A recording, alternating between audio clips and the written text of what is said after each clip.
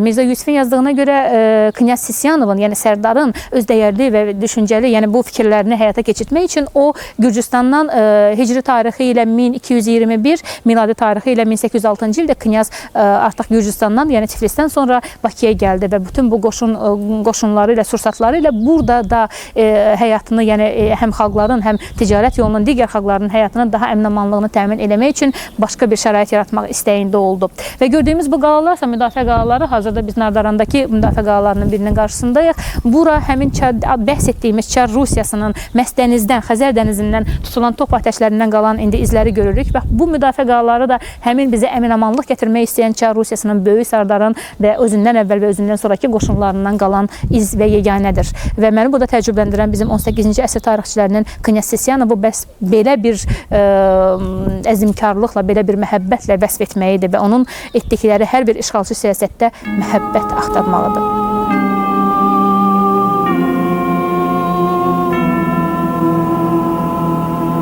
Qubalı Fətəli xanın hakimiyyətə gəlməsi və möhkəmlənməsi dövründə Quba xanlığının qonşusunda Dərbənd xanlığı və Bakı xanlığı da meydana gəlmişdi.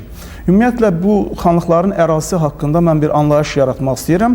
Sonraki hesablamalara görə Dərbənd xanlığının ərazisi 680 kvadrat verstidir. Quba xanlığının ərazisi isə 10.500 kvadrat verstidir. Bakı xanlığı 3.500 kvadrat verstidir. Yəni, bu bir verst təxminən uzunluq vahidi kimi 1 kilometrdən biraz çox idi və bizim anlayışımız olur ki, bu nə qədər ərazini əhatə eləyirdi. Biraz irəli gedərək qeyd eləmək istəyirəm ki, mən Qubalı Fətəli xanın birləşdirmə siyasəti prosesində təxminən bir 50.000 kvadrat kilometrlik ərazi demək olar ki, Qubalı Fətəli xan tərəfindən birləşdirilmişdi. Bu, Azərbaycanın şimalındakı tarixi coğrafi ərazinin təxminən 2/1 hissəsini əhatə eləyirdi. Və bu ərazidə o zaman Azərbaycanda yaşayan əhalinin təxminən yarısı 300 mindən çox əhali məskunlaşmışdı. Və Qubalı Fətəli xan 1758-ci ildən bu siyasəti həyata keçirməyə başlayır və onun o görkəmli siyasi xadim olması özünü onda göstərir ki, o həm hərbi, həm də ki, siyasi mübarizə yollarını bir-biri ilə birləşdirir. Və burada əsas məsələlərdən biri Bakı xanlığının Quba xanlığına birləşdirilməsi ilə bağlı olur. Bu proses nikah diplomatiyası vasitəsilə həyata keçirilir. Qubalı Fətəli xan öz bacısını, Bakı xanı 1-ci Mirzə Məhəmmədə ərə verir. Bu onun bacısı da Xədicə Bikə də çox zabitəli bir qadın kimi gələcəkdə Bakı xanlığının Quba xanlığına birləşdirilməsində çox böyük fəaliyyət göstərir. Və Bakı xanlığının Quba xanlığına birləşdirilməsi demək olar ki, Quba xanlığı üçün çox böyük əhəmiyyətə malik olur. Yəni, Quba Bakının timsalında bir liman şəhəri əldə eləyir və hərbi strateji cəhətdən öz mövqələrini möhkəmləndirməyə çalışır. Bu zaman Bakı xanlığı Bakı şəhərdə daxil olmanın bəzi mənbələrə görə 34, bəzi mənbələrə görə isə 39 kəndi əhatə eləyirdi və Bakıda da neft quyularının olması və s. onun əhəmiyyətini artırırdı.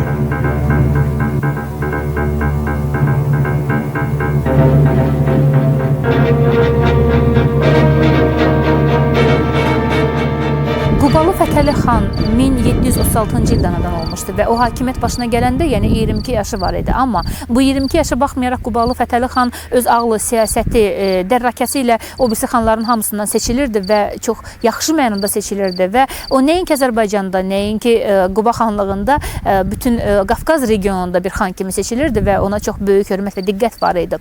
Və Qubalı Fətəli xan hakimiyyətə gələndə birinci olaraq onun əsas istiqamətlərindən biri Azərbaycan torpaqlarının birləşdirilməsi ideyası idi. Bu istiqamət əsas istiqamət idi və biz Azərbaycan torpaqlarını birləşdirmək ideyasından, bu istiqamətdən danışanda təbii ki, Şəkili Çələbi xanın, Hacı Çələbi xanın mütləq qeyd eləmək lazımdır. Çünki Hacı Çələbi xan bu Azərbaycan torpaqlarını birləşdirmək üçün çox böyük işlər görmüşdü və çox müəyyən qismdə bu istəyinə nail olmuşdu. Fətəli xan hakimiyyətə gələndə isə artıq vəziyyət tamam başqa cürdür və 1755-ci ildə Hacı Çələbinin vəfatından sonra vəziyyət çünki tamam dəyişmişdi. Fətəli xan hakimiyyətə gələndə o birinci olaraq Quba xanlığını və sonra həmin şimal-şərq torpaqlarını birləşdirmək ideyasını ortaya atdı və bu yolda başqa bir sıra addımlar atdı. Və Qubalı Fətəli xan Quba xanlığını yaratdı və ondan sonra onun qonşuluğunda olan Bakı xanlığı və Dərbənd xanlığı da meydana gəldi.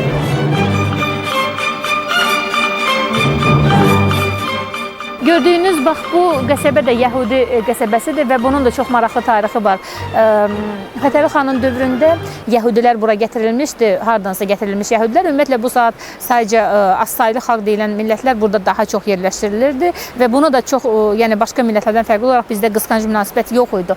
Və Fətəli xana Yəhudilərin müraciəti oldu. Onlar Qələdüzdə yerləşdirilməli idi, amma onlar Fətəli xanın böyüklüyünü təbii ki qəbul edirdilər və Fətəli xanın böyüklüyünün arxasında gizlənmək istəyənlərdən biri idi və onlar Fətəli xandan onların Qələdüzdə yox, Quba xanlığına yaxın bir məsafədə yerləşdirilməyini çox xahiş elədilər və hətta belə bir ifadə işlətdilər ki, sənin gözün bizim üstümüzdə olsun və bu bizim daim nəzarətinizi hiss eləmək istəyirik. Və onda Fətəli xan onların xahişlərindən imtina eləmədi, yəni biganə qalmadı. Onları bax gördüyümüz bu qəsəbəyə, yəni Quba xanlığının tam mərkəzinə çəkdi. Yəni onlar ta o vaxtdan Fətəli xanın dövründən indiyə qədər Yəhudi qəsəbəsi indiyə kimi qalır və Fətəli xandan üzü bəri həmin dövrdə, yəni həmin dövrdən üzü bəri həmin çox az, yəni o vaxtki azsaylı xalqlar bu ərazidə daha, bu regionda daha beynəlmiləl bir şəkildə yerləşirdilər və ümumiyyətlə çox belə geniş ürəklə baxan, istər Fətəli xan, istər Şeyxəli xan,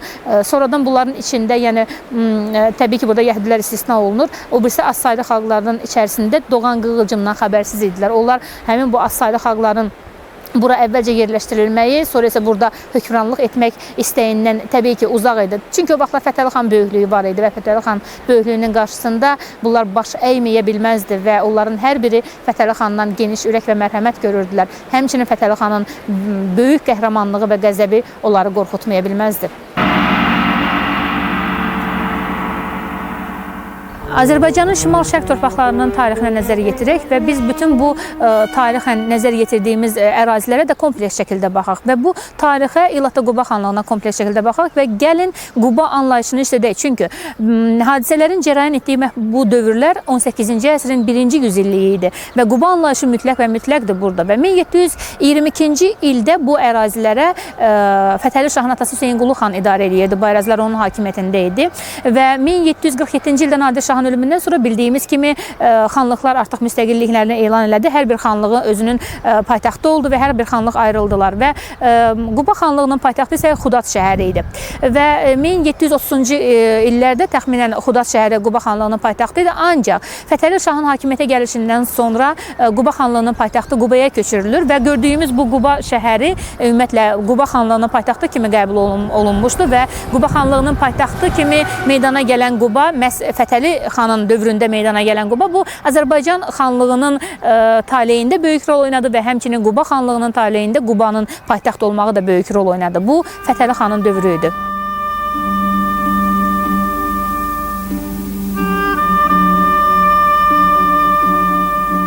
Fətəli xan hərbi cəhətdən heç də digər xanlardan irəli getməmişdi. Onlar qədər bacarığa malik idi.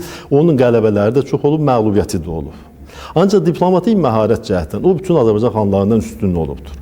Onun diplomatik məharətini nədə görə bilərik? Birincisi, Dərbəndi demək olar ki, dinc yolla aldı. Sakinlər arasında hörmət qazanı, onlar əlaqə yaratdı və Dərbəndi ələ keçirdi. İkincisi, o Şamaxını uzun müddət idi ala bilmirdi. Niyə görə? Çünki Şəkili Hüseyin xan Şamaxıya kömək edirdi. Onda o diplomatik məharət işlədərək Şəkili Hüseyin xan özünə müttəfiqə çevirir. Onun köməkliyi ilə, dünənki düşmənin köməyi ilə Şamaxını alır, bölüşdürür və sonra da onun da payını özünə götürür. Üçüncü diplomatik yolla o Cavad xanlığını öz himayəsinə aldı. Yenə diplomatik yolla Lənkəran Talış xanlığını öz himayəsi altına almışdı. Nəhayət o Gəncəli Cavad xanı 2-ci İraklinin, Gürcü Çar 2-ci İraklinin təcavüzündən qoruyurdu deyə arada İraklinin qoşunları tutmuşdu Gəncəni. Yalnız Fətəli xanın tələbi sayəsində Gürcü qoşunları buradan çıxarıldı və Cavad xan hakimiyyəti bərpa olundu. Bundan sonra Cavad xan da könüllü surətdə onun demək olar ki, qeyri-rəsmi də olsa himayəsini Fətəli xanı qəbul etmişdi. Digər məharəti ondan ibarət idi ki, o diplomatik məharət işlədərək ən qatı düşməni olan 4 dəfə Qarabağa bilirik yürüş etmişdi Fətəli xan. İbrahim xanı yalnız onun qarşısında İbrahim xan qalırdı, onda qalib gələ bilmirdi. Son nəticədə o İbrahim xanla da barışdı. Bunu da necə etdi? Demək, İbrahim xanın böyük kiçik qardaşı bildiyiniz kimi Mehralı bəy vaxtilə qısa müddətdə xan olmuşdu Qarabağda. Sonra İbrahim xanla düşmənçilik yapardı, qaçmışdı. Onu Şəkil xanının göstərişi ilə öldürülmüşdü. Fətəli xan onun cənazəsini əldə edir və böyük hörmətlə İbrahim xanın yanına göndərir. Bundan sonra İbrahim xan artıq Fətəli xanla dostlaşır. Və Fətəli xanın ən böyük diplomatik məharəti onun Rusiya ilə münasibətlərindədir. Rusiya ilə münasibətləri haqqında mən balaca bir haşiyə çıxmaq istərdim. Çünki tarixi ədəbiyyatda adətən Fətəli xanı bir ruspərəst xan kimi qələmə verirlər və Rusiyada güya ki, həmişə onu müdafiə etmişdir. Əslində isə tarixi faktların yaxından öyrənilməsi göstərir ki, Fətəli xan öz xanlığından Rusiyanın xeyrinə keçməyə heç vaxt razı olmamışdır. Heç vaxt da o Rusiyaya kök orana itaat etməmişdir. Yalnız o Rusiyanın gücünü, qüdrətini gördüyünə görə başa düşürdü ki, Rusiya ilə zor dili ilə danışmaq olmaz. Əksinə o Rusiyanın gücündən, özündən istifadə etmək istəyirdi.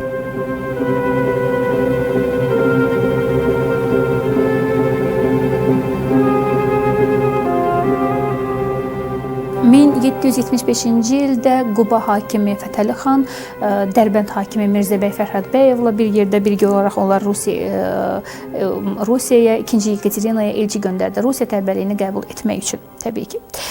2-ci Yekaterina isə Quba xanlığının müstəqilliyini saxlamaq şərti ilə bu təbəəli şərtinə qəbul etmədi bu təklifi. İmtina etdi bu təklifi qəbul etməkdən. Məqsəd aydın idi. Yekaterinanın çox böyük planları var idi. O məqsədli və arzu olunan bir şəkildə bu təbəəliyi qəbul etmək şərtində deyildi. İllatda ki, Quba müstəqilliyini saxlamaq şərtinə. Ona xanlığın müstəqilliyini saxlamaq ümumiyyətlə lazım deyildi. Hətta sonradan Çar Rusiyası davamlı olaraq o birisi xanlıqlara həmin xanlıqların müstəqilliyini saxlamaq vədini versə də sonradan bu müstəqilliyi təbii ki, heç bir xanlığa verilmirdi. Və həmin dövrdə 1782-ci ildə artıq Rusiya ilə Quba xanlığı arasında artıq ticarət müqaviləsi imzalandı və 1780-1781-ci ildə isə Quba xanı Fətəli xan öz ərazisini genişləndirmək məqsədi ilə və həm də sonradan bütöv Azərbaycan siyasəti adlanacaq siyasətini yerinə yetirmək üçün, yəni birinci addım olaraq Qarabağ torpaqlarını ələ keçirmək üçün addım atdı, yəni yürüşlər elədi və Qarabağ xanlığında müharibələr apardı və Qarabağ uğrunda vuruşlar uğursuz nəticələndi, müvəffəqiyyətsizliyə uğradılar. Amma Qarabağın uğursuzluğu ilə bərabər Fətəli xan cənub siyasətində, Azərbaycanın cənub tərəfindəki siyasəti çox uğurla nəticələndi və o Ərdəbil və Meşkəni tutdu. 1784-cü ildə Yekaterina artıq görəndə ki, Quba xanı Fətəli xanın artıq ərazi genişliyinə sahib olur və xanlığın möhkəmlənməsindən ehtiyat eləyərək o həmin torpaqların tərk edilməsi üçün Fətəli xana tələb irəli sürdü. Yəni həmin qoşunların oradan tərk edilməsi tələbini irəli sürdü. Tələb yerinə getirildi. Amma 1787-ci ildə Fətəli xan yenidən ikinci dəfə 2-ci Yekaterinaya Rusiya himayəsini qəbul etmək təklifini irəli sürəndə və həmin dövrdə isə Rusiya ilə Türkiyə ilə arasında müharibə getdiyinə görə bu təklifi yenə qəbul etmədi Yekaterina. Yəni zaman keçəcəkdi, sonradan bu təklif biraz başqa cür qəbul olunacaqdı. Amma həmin ildə 1787-ci ildə isə Fətəli xan Gürcü Çarı 2-ci İraq ilə müttəfiq oldu, yəni saziş imzalandı. Zaman vaxt keçəcəkdi, bu bağlanılmayan müqavilələr sonradan Çar Rusiyası tərəfindən tamam başqa bir formada özünü göstərəcəkdi. Ümumiyyətlə Azərbaycan xanlığı, Bakı, Quba, Dərbənd xanlığına qarşı olan xüsusi münasibət, Çar Rusiyasına xüsusi münasibəti bir ayrı bir formada üzə çıxacaqdı, bu zaman tələb eləyirdi. Sonradan təbii ki, bunlar hamısı hələ gələcəkdə olacaqdı və Quba xanlığının, ümumiyyətlə Quba xanı Fətəli xanın davamlı olaraq bu müraciəti sonradan tamam başqa Rusiya meyilləri kimi qəbul oluna bilərdi, amma əslində bütöv Azərbaycanı qorumaq siyasəti irəli sürülürdü və Azərbaycanın tarixində bu böyük addımlar tamam başqa cür hallanırdı və Quba hakimi sonradan Şeyx Əli xanın davamlı olaraq Çar Rusiyasına qarşı üsyanı da məhz bu ideyanın, bu siyasətin davamı olacaqdı. Bax, gördüyümüz bu toplarla Çar Rusiyasının atdığı bu toplarla Azərbaycan adlarını çəkdiyimiz xanlıqlar da, çəkmədiyimiz xanlıqlar da bu top atəşinə tutulacaqdı və istər Xəzər tərəfindən, istər Gürcüstan tərəfindən atılan bax bu toplarla Azərbaycan yerlə yeksan ediləcəkdi. Məqsəd başqa şeydir. Məqsəd bu xanlığın müstəqil olmaqlarını, onların müstəqilliyini boğmaq idi, həmin əraziləri zəbt eləmək, işğal etmək idi. Bu toplar hələ atılacaqdı. Fətəli xan təbii ki, bunlardan xəbərsiz deyildi və bunların qarşısını almaq üçün Rusiyanın himayəsini arzu olunacaq dərəcədə qəbul etmək istəyirdi istəyirdi. Amma sonradan bir şərt kimi, Sisiyanov tərəfdən sonradan bir şərt kimi irəli sürüləcək bu şərtlərin, istər Sisiyanov, istər başqa sərdarlar tərəfindən irəli sürüləcək bu təklifləri gözləyirdi Azərbaycan. Bunlar hələ olacaqdı. Amma hələ ki, dövr Fətəli xanın dövrü idi. Fətəli xan 2 dəfə müraciət etməyinə baxmayaraq, 2-ci Yekaterina bu təklifləri qəbul etmirdi. Təbii ki, ona bu xanlıqların müstəqilliyi lazım deyildi.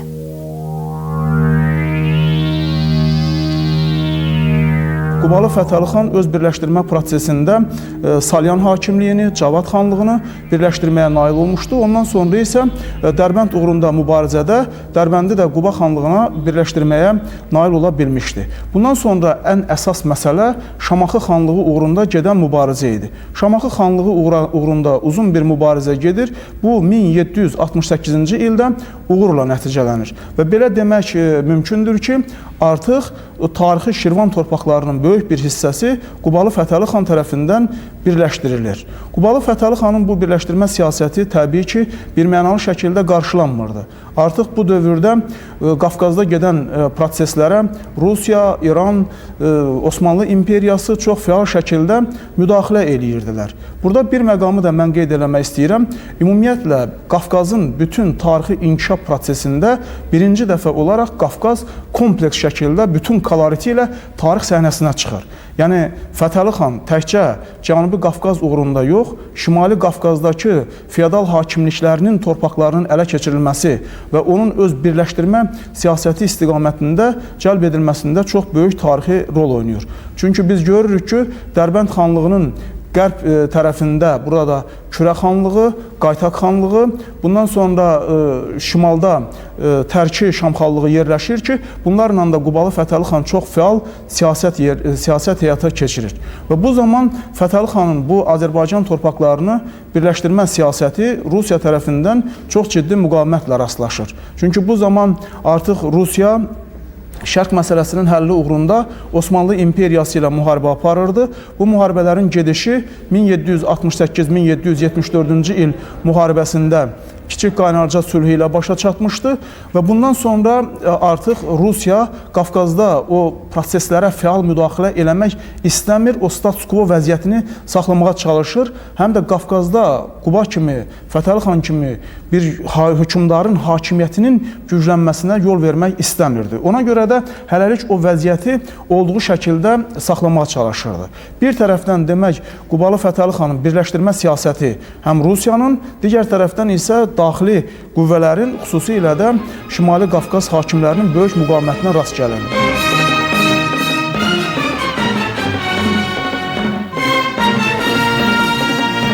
Azərbaycan torpaqlarının birləşdirmək siyasətinə başladı Fətəli xan və Fətəli xan Azərbaycanın şimal-şərq torpaqlarının genişlənmə siyasətinə başladı və birinci olaraq o Samur çayının sağ sahilində olan Niyazabad, Müşkil və Şabran torpaqlarını öz xanlığına, Quba xanlığının ərazisinə qatdı 1767-ci ildə.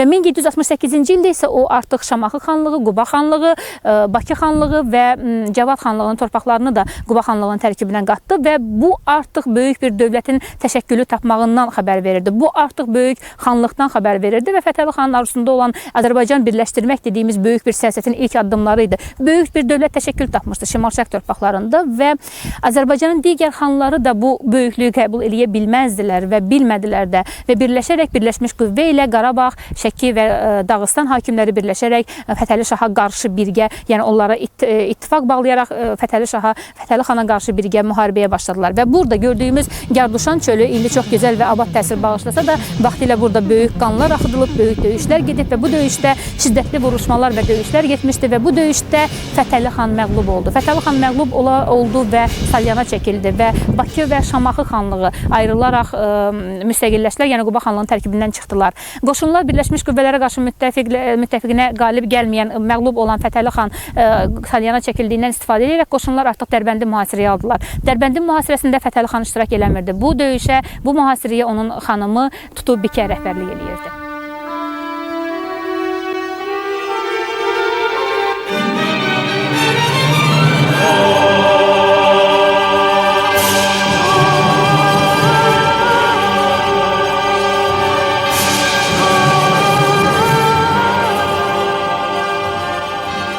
1780-ci ilin yanvar ayında general Knyaz Potyomkin çağırır General Suvorovu ona bildirir ki, Xəzər sahillərindən yürüş təşkil etmək lazımdır.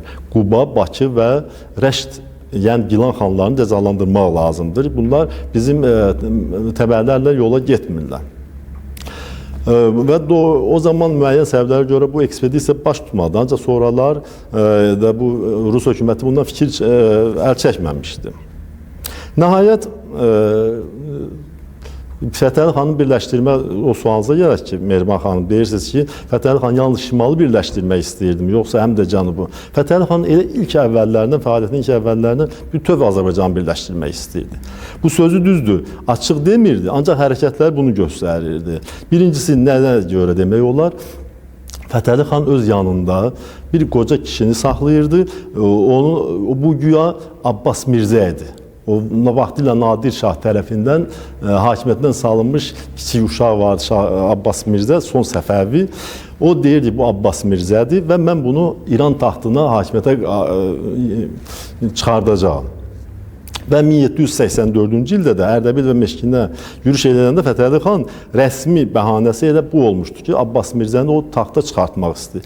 Bu yolla o İran taxtına öz adamını qoymaq yoluyla Azərbaycanı bütövlükdə azad eləmək istəyirdi, öz hakimiyyəti altına birləşdirmək istəyirdi. Digər tərəfdən General Potyomkin, Knyaz Potyomkinə yazır ki, Fətəli xan öz məktublarında himayə xahiş etsə də heç zaman demir ki, mən Rusiya təbəəini qəbul edirəm.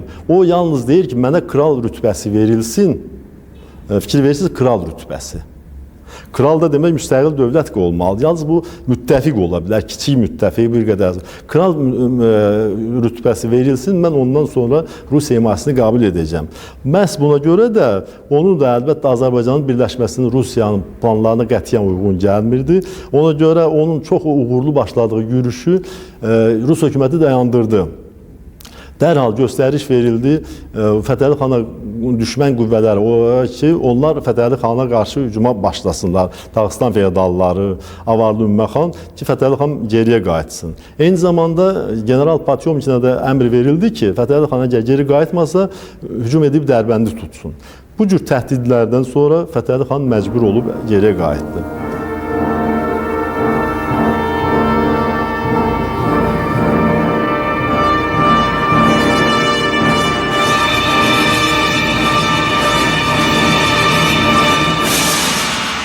...1783-cü ildə Gürcüstan Rusiya ilə müqavilə bağlamışdı. Georgiyevsk müqaviləsi Rusiyanın himayəçiliyini qəbul eləmişdi. Bundan sonra 1768-1774-cü il Rus-Türk müharibəsindən sonra Krım xanlığının taleyi faktiki olaraq həll edilmişdi. 1783-cü ildə Krım xanlığı Rusiyanın tərkibinə daxil edilmişdi və bu barədə Krım xanlığının birləşdirilməsi haqqında akt qəbul edilmişdi. Yəni bütün bu məsələlərdən Fətəli xanın xəbəri var idi. Ona görə də Fətəli xan Rusiyanın himayəçiliyini qəbul etdikdə həmin statusu əsas götürülməsini təklif edirdi. Amma Rusiyanın əsas siyasəti ondan ibarət idi ki, onun şimal sərhədlərində Fətəli xan kimi güclü bir hökmdar öz hakimiyyətini möhkəmləndirməsin. Ona görə də Fətəli xanın bu müraciətləri hətta Dövlət Şurasında müzakirə olunmuşdu. Bu müəyyən bir mübahisələrə də səbəb olmuşdu. Yəni Rusiya siyasətində də onu müəyyən edən şəxslər iki mövqeyə ayrılmışdılar ki, Quba qəbul olunsun ya olunmasın. Amma o dövrdə əsas siyasət bundan ibarət olmuşdur ki, hələlik Rusiyaya meyl göstərən xanlardan ibarət bir federasiya yaradılması siyasəti əsas götürülsün. Bu siyasət sonralar da inkişaf etdirilmişdi. Amma Fətəli xan ki, Rusiyanın müəyyən elədiyi bu dövlət siyasətindən tədricən kənara çıxmağa başlayırdı. O saatları bu Rusiyanın mövqeyinə müqaviməti ilə nəticələndi. 1789-cu il mart ayının 22-sində tarixi ədəbiyyatda verilən məlumata görə Qarabağ xanlığı, Gəncə xanlığı, sonra Kartli Kaxet çağrı 2-ci İraklinin iştirakı ilə bir görüş keçirilməsi nəzərdə tutulur və Fətəli xan da həmin görüşə təşrif aparır. Bu məsələnin çox gözəl tədqiqatçısı olan Abbasqulu ağa Bakıxanovun yazdığına görə Fətəli xan həmin görüşə getdikdə özünü yaxşı hiss eləyirdi. O görüşdə də çox mühüm bir məsələ müzakirə olunur və Fətəli xan Şəmşədil Sultanlığının Gəncə xanlığına tabe edilməsinə 2-ci İraklini razı salır. Və burada təbii ki, digər mühüm məsələlər də müzakirə olunur. Lakin həmin görüşdən sonra Fətəli xan özünü səhhəti çox kəskin şəkildə pisləşir. Bu bizə belə bir fikrə gəlməyə imkan verir ki, burada Fətəli xana qarşı ola bilsin ki, bir sui-qəsd planı həyata keçirilibdir. Ona görə də özünü pis hiss eləyən Fətəli xan Bakıya bacısının yanına qayıdır və Bakıda vəfat edir.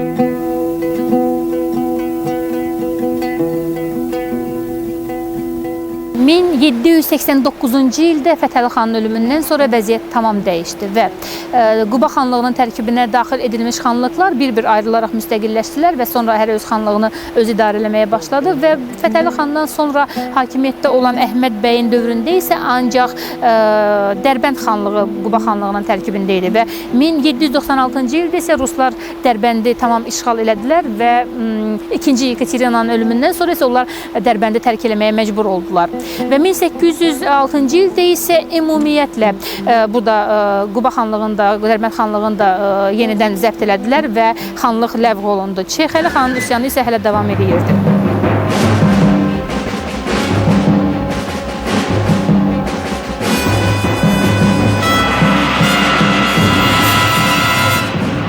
Şeyx Əli xan cəsur idi.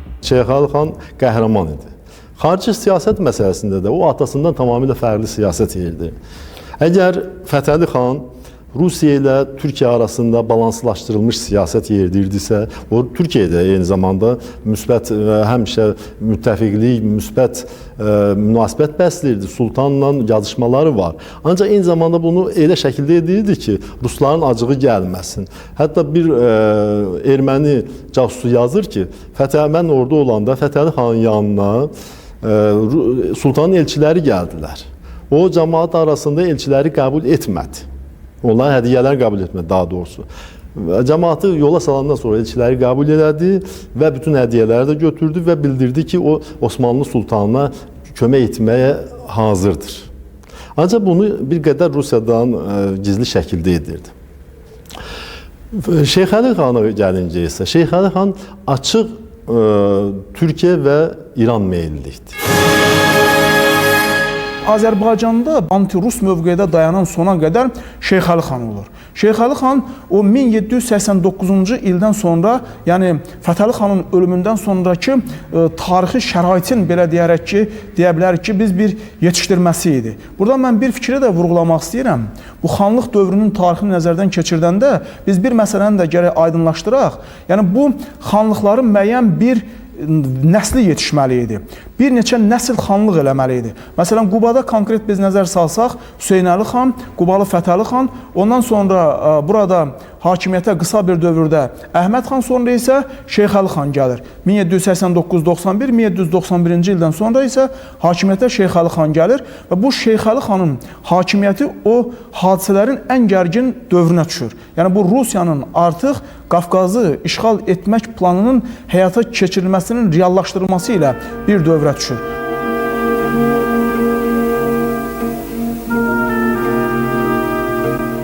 14-cü əsrdən inşa edilən və çox güman ki, o vaxtdan qalan Şabran qalası, Şabran şəhəri, Şabran kəndi ətrafındayıq. Yəni bu qala arxeoloji qazıntı kimi o vaxtdan qalıb və indi görünən hissə təbii ki, çox az bir hissədə, əsas hissə daha çox torpağın altındadır, amma burada qazıntılar gedir. Və bu Şabran, məşhur Şabran qalasıdır. Və bu ərazi də təbii ki, Quba xanlığının ərazisində idi, Şeyx Əli xanın ərazisində idi. Şeyx Əli xan, o Şeyx Əli xan ki, ruslara qarşı davamlı olaraq mübarizə aparırdı. O Şeyx Əli xan ki, ruslara qarşı üsyankar, yəni xüsusi nifrətindən doğan üsyankarlığı, yəni Azərbaycan xanlığının tarixində ikinci belə bir xan olmadı. Ruslara qarşı bu cür üsyankarlığı və nifrəti ilə seçilsin. Təbii ki, bu ərazilərin qorunmağı Şeyx Əli xanın birbaşa ümdə borcu idi, çünki Quba hakimi idi və Quba hakimi olan Şeyx Əli xan o birisi xanlıqlar və xanlar kimi öz ərazisini qorumalı idi. Bu vacib idi, şərt idi. Amma burada ruslara qarşı olan xüsusi nifrəti onun davamlı olaraq üsyanını davam eləmək üçün çox mühüm və şərt və amil idi. O ruslara qarşı xüsusi nifrəti olan bir xan idi və bunu gizlətmirdi də. Və baxmayaraq ki, ruslar müxtəlif vaxtlarda Qubanı, Quba qəzasını işğal edirdilər, zəbt edirdilər, tuturdular, amma davamlı olaraq Şeyx Əli xan qoşun yığırdı, yenidən hücum edərək ya Qubanı, istər qəzanı, istər şəhəri yenidən mühasirədən çıxardırdı və çox zaman da yığdığı qoşunlarla o məğlubiyyətə uğrayırdı. Məğlub olan Şeyx Əli xan heç də ruhdan düşmürdü, yenidən qoşun yığırdı. Təbii ki, ona burada Tabasaran hakimi, onun kürəkəni kömək edirdi, Tabasaran hakimi və 3000, 5000, 2000 müxtəlif sayda olan qoşunlarla yenidən üsyana qatılırdı, qoşulurdu Şeyx Əli xan. Və ruslara qarşı olan, rusların Şeyx Əli Şeyxəli xana qarşı olan mübarizəsi də çox maraqlı idi. Burada Azərbaycan xanlarının xüsusi rolunu qeyd eləmək lazımdır. Bu təbii ki, birinci Mustafa xan idi, sonra Bakı xanı olmuş Mirzə Əhməd xan idi ki, sonradan ruslar onu Qubaya hakim təyin edilər. Onların da burada rolu danılmaz idi və bundan başqa Bakıda olan rus qoşunları da Şeyxəli xanın müqabilinə göndərilmişdi. Yəni davamlı olaraq mübarizəni dəf eləmək üçün, sona getmək üçün, Şeyxəli xanı məğlub eləmək üçün bu qoşun da gəlmişdi. Şeyxəli xanın gücü çox az idi, amma onun istəyi, ruslara qarşı onlara nifrəti daha çox idi. Və 1808-ci ilin sənədlərindən bizə bəlli olur ki, artıq o zamanlarda ruslar nəinki Quba qazasını, Quba şəhərini, bütün həmin ərazini, xanlığı zəbt eləmişdilər və elə həmin illərdə Şeyxəli xan 5000-lik qoşunla Təbəsaran hakiminin köməyi ilə məhz burada, bizim dayandığımız yerdə Şabran qalasının, Şabran şəhərinin yaxınlığında şiddətli döyüşmələr apardı və o döyüşmələrdə məğlubiyyətə uğradı, hətta yaralandı, yenidən Təbasarana qaçdı və Təbasaran hakimi, onun kürəkəni yenidən ona elə həmin sayda qoşun verərək yenidən mübarizəyə göndərdi və Şeyxəli xan bu üsyanların davamlı olaraq aparırdı.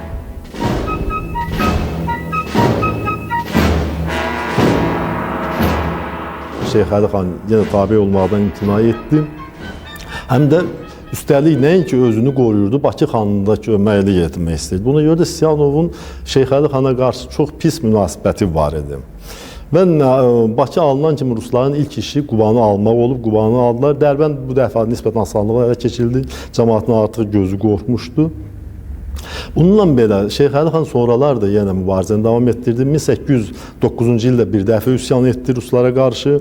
1810-cu ildə yenidən bir üsyan etdi və nəhayət 1811-ci ildə yenə üsyan etdi. Dəfələrlə də bunun bütün Quba əhalisi ona qoşulur. Yalnız Quba şəhəri rusların əlində alırdı.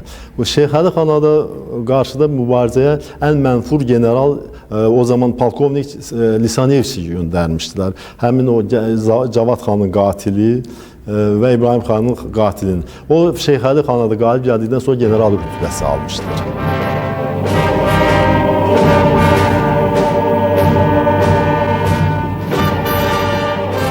1810-cu ildə Şeyxəli xan böyük bir dəstə yığaraq həmin dəstə ilə Qubanı 4 ay mühasirədə saxladı. Düzdür, mühasirədə saxladı, amma şəhəri biz bütün geri ala bilmədik. Geri ala bilmədisə də əhalinin əksəriyyətini köçürərək Qrızda, Qoriz və yaxud Qrız adlanır, hər iki adı var. Burada yeni bir şəhər bina etdi. Ora köçürtdü Qubalıları.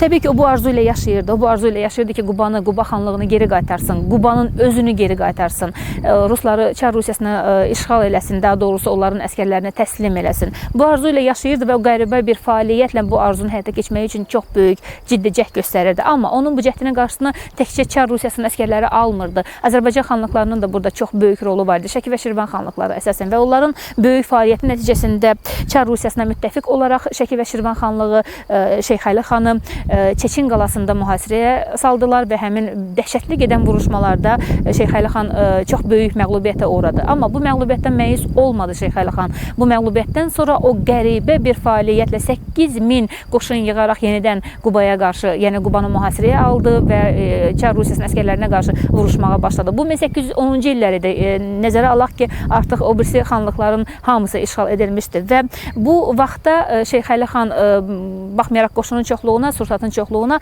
tələfətdən və mühasirəni davam edə bilmədiyinə görə, yəni artıq qoşun da qırılırdı. O məğlubiyyət böyük məğlubiyyətə düşər oldu və bu məğlubiyyətdən sonra isə görünən dağların o biri tərəfinə, Dağıstana tərəf qaçmağa məcbur oldu.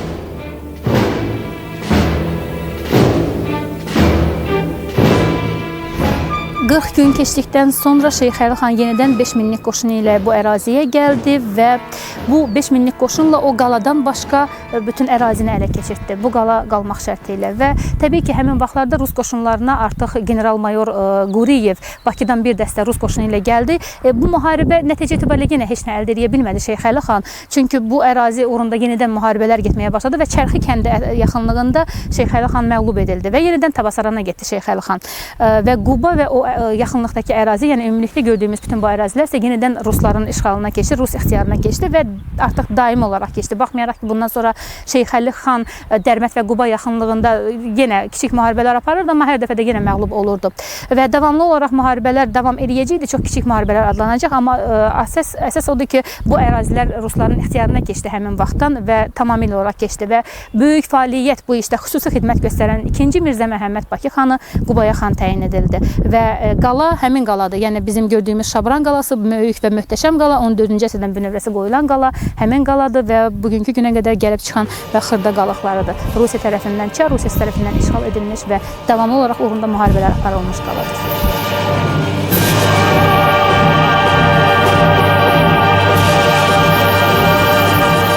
Hələlik Rusiyanın elə qabağında da məqsəd şimalda möhkəmlənmək dururdu. Cənubi Azərbaycanı hələ tutmaq istəmirdi. Çünki birdən nəyə görə? Hərbi qüvvəsi çatardı. O zaman Rusiyanın elə bütün Azərbaycanı tutmağa, İranın özünü də bəlkə tutmağa qüvvəsi çatardı. Söhbət burasındadır ki, beynəlxalq aləmdə İngiltərə və Fransa Rusiyanın çox cənuba irəliləməsini istəmirdilər. Onun qarşısına çıxırdılar. Ona görə də Rusiya həmişə addım-addım müəyyən qədər ərazi keçirib, bir qədər üstündən keçəndən sonra artıq qərb ölkələri bu işğalı bir növ qəbul edəndən sonra yeni ərazilər keçirib. Bax, addım-addım buna məqsəd isə o idi ki, hökmən gedib Hind okeanına çıxmaq və Hindistanla qonşu olmaq. Və elə bilirsiniz ki, 1-ci Pavel vaxtı ilə Napoleon'a təklif etmişdi ki, Hindistana birgə yürüş təşkil olunsun. Rus çarlarının həmişəki arzusu olub.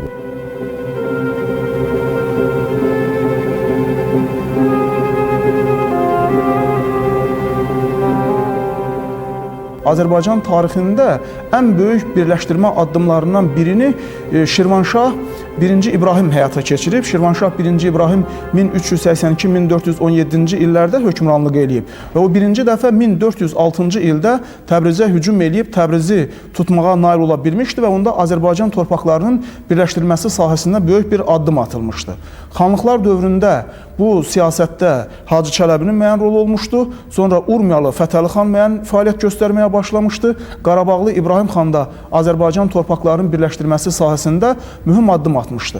Amma bunların içərisində ən böyük siyasi uğur Fətəli xana məxsus idi. Ona görə ki, Fətəli xan təxminən Azərbaycanın şimalında olan o 115 min kvadrat kilometrlik tarixi coğrafi ərazidən yarıdan çoxunu öz hakimiyyəti altında birləşdirməyə nail ola bilmişdi. Amma təbii ki, bu birləşdirmə sadəcə bu və ya digər xanlığın tabeçiliyə salınmasından ibarət deyildi. Bu ciddi bir idarə sisteminin yaradılması lazım idi. Bu proseslərin həyata keçirilməsi uzun bir proses olmalı idi. Onların həyata keçirilməsində demək olar ki, gözlənilən uğurlar, nəticələr əldə edilmədi. Və bu da sonda Qubalı Fətəli xanın ölümündən sonra onun yaratmış olduğu Şimal-Şərqi Azərbaycan dövlətinin tədricən dağılmasına gətirib çıxardı.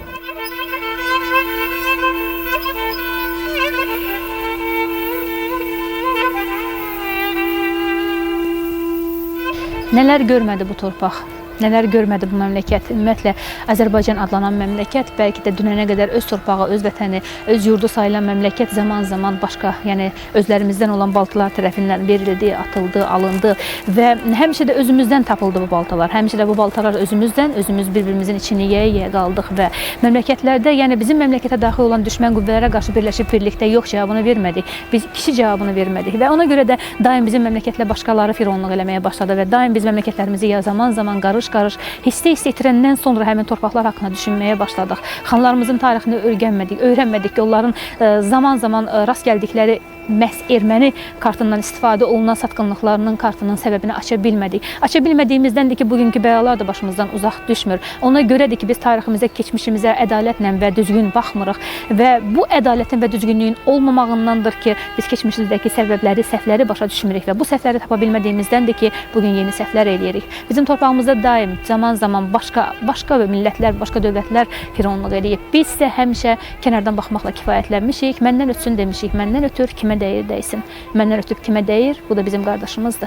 Və bizdən ötən daşlar hamısı bir-bir bizim daşlarımıza, qardaşlarımıza dəyir. Biz isə hələ yenə də susuruq, gözləyirik. Nəyi gözləyirik? Allah bilir.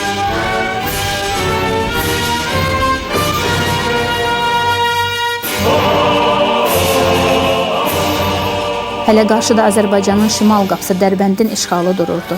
Hələ qarşıda çox inadkar Şeyx Əli xanın üsyanları dururdu və Sisiyanovun Quba fəthi dururdu. Bakı isə Sisiyanovun boğazından keçməyəcək. Sonradan Çar Rusiyası üçün kiçik bir həmlədən sonra asan qazanacağı bir qənimət olsa da, Sisiyanovun aqibəti hələ qarşıda idi. Bakı qollarını açaraq onu gözləyirdi, həsrətlə gözləyirdi. Oh!